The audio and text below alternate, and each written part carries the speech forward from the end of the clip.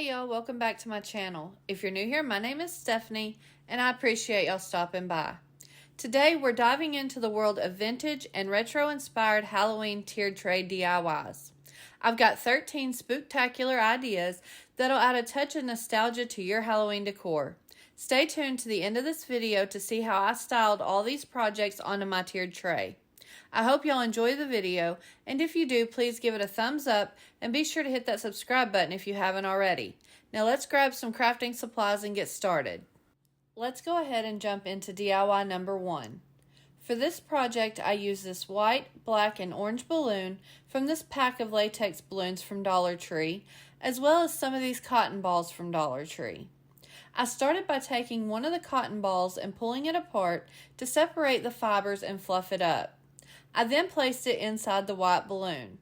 I found the easiest way to get the cotton inside the balloon was to use a long tool with a blunt end. I continued to fluff up the cotton balls and place them inside the body of the balloon until I was happy with the fullness. Once I was happy with the way the balloon looked, I went ahead and tied a knot in the end. I then repeated this step to fill the black and orange balloons. Next, I used some of these vintage-looking rub-on transfers from Dollar Tree. I cut out the largest ghost and placed it in the center of the white balloon and used a blunt tip tool to transfer it onto the surface of the balloon. The tool I'm using here is from a set of cake decorating tools that I picked up at the Dollar Tree. I put this cute pumpkin transfer onto the front of the orange balloon and this scaredy cat transfer onto the front of the black balloon. Next, I used one of these black coffee stir sticks for the balloon stick and used hot glue to attach it to the back of the balloon. I then repeated this step to add the sticks to the other two balloons. I used some of this white gift ribbon from Dollar Tree and tied it around the neck of the balloon in a double knot and used a pair of scissors to curl the ends. I decided I needed an orange and black ribbon on the balloon, so I took a strip of the white ribbon and used a black Sharpie marker to color the black ribbon and did the same thing with the orange Sharpie to color the orange ribbon. I then repeated these steps to add the ribbons to the orange and black balloons. Next, I used one of these 2.5-inch clay pots from Dollar Tree to create a base. I used Waverly chalk paint in the color plaster and painted the outside of the pot with one good coat. Once the paint was dry, I took some Krylon antiquing wax in the color dark vintage and heavily dry brushed the outside and bottom of the pot. I used hot glue to attach a small piece of floral foam in the bottom of the pot and then cut down the balloon sticks and placed them down inside the floral foam through the hole on the bottom of the clay pot, placing all 3 balloons at different heights, and this one is finished. I think this little balloon arrangement turned out super cute, and I'm really loving the vintage-inspired images on them. Moving on to DIY number 2. For this project, I used these images of die cuts that I printed out onto some cardstock. I found these images on Google by searching the terms vintage die cuts. Once I found the ones that I wanted, I sized them to fit my tiered tray, then printed them out with my inkjet printer. I then took a pair of detailed scissors and cut them out. Next, I used 2 of these wooden cubes and 4 of these tumbling tower blocks from Dollar Tree and used Waverly chalk paint in the color ink to give them one good coat. After the paint was dry, I used hot glue to attach each of the die cuts to one of the tumbling tower blocks. Now for the longer die cut, I attached the wooden cubes to the back side with one on each end, and this quick little project is finished. I am really happy with the way these mini die cuts turned out, and best of all, they cost barely nothing to make. Quickly moving on to DIY number 3. For this project, I used 2 packages of these mini wooden apples from Dollar Tree. I used Waverly chalk paint in the color crimson to paint the bodies of the apples with one coat. I used apple barrel paint in the color territorial beige to paint the apple stems. Next, I used this craft water that I picked up at Hobby Lobby, but I did also add it to my Amazon storefront that you can find linked down below. I also used one of these small metal buckets that I got from Hobby Lobby. I melted the craft water on the stovetop, following the directions on the back of the box. Once the craft water was completely melted, I used a pot holder to hold the bottle while I carefully poured the liquid into the metal bucket. Then, while the craft water was still liquid, I placed the apples down inside the bucket, pushing them down inside the craft water so that it looked like they were floating in the water, and set it aside for about 30 minutes for it to fully solidify. This craft water is what I use for all my faux drinks that I make for my tiered trays, and it always comes out perfect, so I highly recommend using it. Once the craft water was solid, there were these tiny air bubbles that I wasn't happy with, so I took a heat tool and used it to slightly remelt the top layer of the craft water, and it removed all of the bubbles within seconds. And once the water re-solidifies, this one is finished. Y'all, this one turned out fantastic. I think it looks exactly like a bucket full of water and apples ready for a Halloween party and people bobbing for apples. Okay, on to DIY number 4. For this project, I used one of these mini craft bags that I got on clearance at Hobby Lobby. I used apple barrel paint in the color Territorial Beige and painted the entire bag with 2 good coats since I needed a brown paper bag and my Hobby Lobby only had these bright colored bags. Once the paint was dry, I sketched out the design that I wanted on the front of the bag with a pencil. Next, I took a fine tip black Sharpie and colored in the design, and this mini Tricks or Treat sack is finished. I then repeated these steps to make a second Tricks or Treat sack with a scaredy cat on the front. I think these turned out adorable. I used this 1950s era candy advertisement as a reference picture for the trick or treat sacks, and I think I did a fairly decent job replicating them. Up next is DIY number 5. For this project, I cut 2 squares out of cardstock that are roughly 3.75 inches wide and 3.75 inches tall, and used hot glue to glue them together along 3 of the 4 edges, leaving one edge free to open to create a record sleeve. Next, I went to Google and searched for vintage Halloween vinyl records and found this really neat cover from the 1960s and sized it down to fit the cardstock sleeve, then printed it out. I used a regular school glue stick to adhere the printout to the front of the cardstock and cut off any of the excess paper that was hanging over the edge of the record sleeve. I used one of these 3-inch wooden circles from this pack that I picked up at Walmart to create the vinyl record. I wanted this circle to look as much like an old vinyl record as possible, so I took a drill with a small drill bit and drilled a hole in the center of the circle. Next, I used Waverly chalk paint in the color ink to paint the front and back of the wooden circle with one coat. And because sometimes I can be a little bit extra, I went ahead and printed out a small circle from the center of the image that I used on the sleeve and used a glue stick to adhere it to the center of the wooden circle.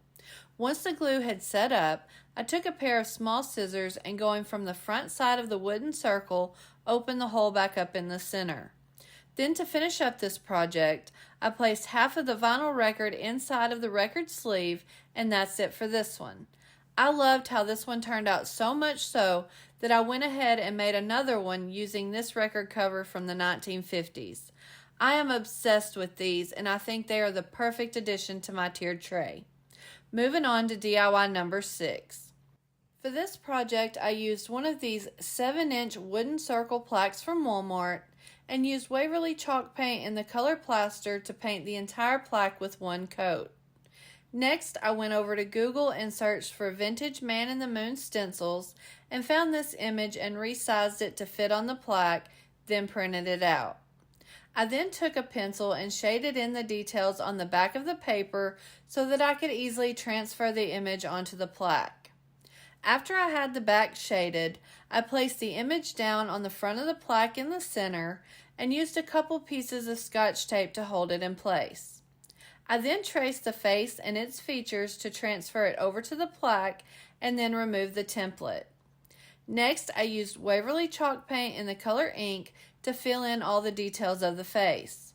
I painted 2 of the tumbling tower blocks from Dollar Tree with Waverly chalk paint in the color plaster and used hot glue to attach them to the bottom back side of the plaque so that it stands on its own, and this one is finished. I love how this one turned out. It was super simple and quick to make, but it makes a huge statement on my tiered tray. Let's jump into DIY number 7. For this project, I used this 6-inch paper mache book box that I got at Hobby Lobby. I used apple barrel paint in the color Barn Red to paint the front, back, and inside covers of the book with 2 coats. I used apple barrel paint in the color Antique White to paint the page part of the book with 2 coats. Next, I went back to good old Google and searched for vintage Halloween books and found this image of this Halloween Tales book from the 1930s and sized it down to fit the front of the book and printed it out on regular printer paper. I then used a regular school glue stick to adhere the image to the front of the book, and this one is finished. I think this turned out wonderful. It definitely gives that old vintage book vibe, and it's the perfect size for my tiered tray. Quickly moving on to DIY number 8. For this project, I used 3 of these 3.5 by 3.5 inch wooden squares from Dollar Tree and used Waverly chalk paint in the color ink to paint all 3 squares with 1 good coat. Again, I hopped back on Google and searched for vintage Halloween card images and found these 3 that I really liked. I sized them to fit onto the wooden squares and printed them out on regular printer paper, then cut them out. I then used a glue stick to adhere the image to the front of the wooden square, making sure to smooth out all of the bumps and wrinkles. Once I had the image on the square, I took a finger sander and sanded around the edges to remove any excess paper that may have been hanging over the edge and to distress the edges so that they looked more aged and worn. I then repeated these steps to adhere the other 2 images to the fronts of the other 2 wooden squares, and this project's finished. I think these turned out adorable, and the image possibilities for these blocks are endless. Alright, moving on to DIY number 9. For this project, I used this wood block that is 2 inches wide and 4 inches long, this wood block that is 2 inches wide and 2 inches long, this wood block that is 5 inches long and 2.5 inches wide, this block that is 3.75 inches long and 2.5 inches wide, and this block that is 2.5 inches wide and 2.5 inches long. I used Minwax wood finish in the color Golden Pecan to stain all 5 of the wooden blocks.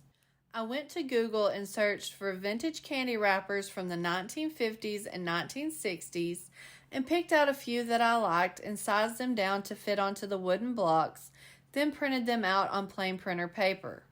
Once the stain was dry, I used a glue stick to adhere the candy wrapper images to the fronts of the wooden blocks. After I had the images attached to the blocks, I used a finger sander to sand around the edges of each of the blocks to remove any excess paper hanging over the edges for a nice clean finished look, and these candy blocks are finished. I love the vintage wrapper images on these blocks, and there are so many different vintage candy wrappers to choose from. On to DIY number 10. For this project, I used this wooden owl from Dollar Tree. I used Waverly chalk paint in the color ink to paint the body of the owl. I apologize, I lost some footage, but I used Waverly chalk paint in the color Pumpkin to paint the raised body sections of the owl, and then used Waverly chalk paint in the color Plaster to paint around the eyes and the inside of the feathers. And lastly, I used Waverly chalk paint in the color Maze to paint the insides of the eyes and the beak. I used 2 of the tumbling tower blocks from Dollar Tree and painted them with Waverly chalk paint in the color Ink, and used hot glue to attach them to the back side of the owl so that it can stand up on its own, and this quick little project is finished. I am super happy with the way this little owl turned out. Don't blink or you're going to miss DIY number 11. For this project, I used this faux apple that I had left over from a previous project and this shiny penny. I used a sharp X-Acto knife to make a slit in the side of the apple and place the penny so that it was sticking in the apple, and this one is done. Now this project was inspired by research about Halloween in the 1950s and of course picking the brain of my father, who was a child in the 50s, and what Halloween was like for him growing up. Okay, on to DIY number 12. For this project, I used some of this black crepe paper from Dollar Tree and some of this orange crepe paper from Hobby Lobby. I cut off a piece of the orange crepe paper and used it as a guide to cut off a piece of black crepe paper the same length. Once I had the crepe paper cut to the length that I wanted, I cut the black crepe paper in half, right down the center so that I had two skinnier pieces that looked more proportionate for my tiered tray. I then repeated this step to cut the orange crepe paper in half. After I had the crepe papers cut in half, I took one of the black strips and one of the orange strips and twisted them together, and this one is finished. Now, I'm not a big fan of crepe paper streamers, but I was told that they were widely used as Halloween decorations during the 50s and 60s, so I felt like it was only appropriate that my tiered tray have a couple. And last but not least, DIY number 13. For this project, I used two of these wooden squares that are 3.5 inches wide and 3.5 inches tall, and this wooden square that is 3.5 inches wide and 4 inches tall. I used Waverly chalk paint in the color plaster and gave all three squares one good coat. I then went to Google once again and searched for vintage Halloween ads and chose these three that I really liked from around the 1950s. I sized them to fit on the wooden squares and printed them out. I used a glue stick to adhere the image to the front of the wooden square. Once I had the image adhered to the square, I took a finger sander and sanded around the edges to remove the excess paper and to distress the edges of the square to look old and worn. I then repeated this step to adhere the images to the other two wood squares, and this project is finished. I love these vintage Halloween ads, and I can't wait to make some bigger versions. And that's a wrap on our 13 vintage inspired Halloween tiered tray DIYs. I absolutely love how all these DIYs came together to create a fun vintage Halloween display. Which one of these projects is your favorite? Let me know in the comments below. As for my favorite, it was impossible to choose only one, so I'm going to pick two, the Bobbing for Apples and the mini Halloween vinyl records. I hope you enjoyed these vintage-inspired Halloween decor ideas and feel inspired to create your own unique Halloween decorations. If you enjoyed this video, please don't forget to give it a thumbs up, and if you haven't hit that subscribe button yet, what are you waiting for? Click that button and stick around for a little while for more creative and budget-friendly home decor projects. Thanks for watching and happy crafting. I'll see y'all next time.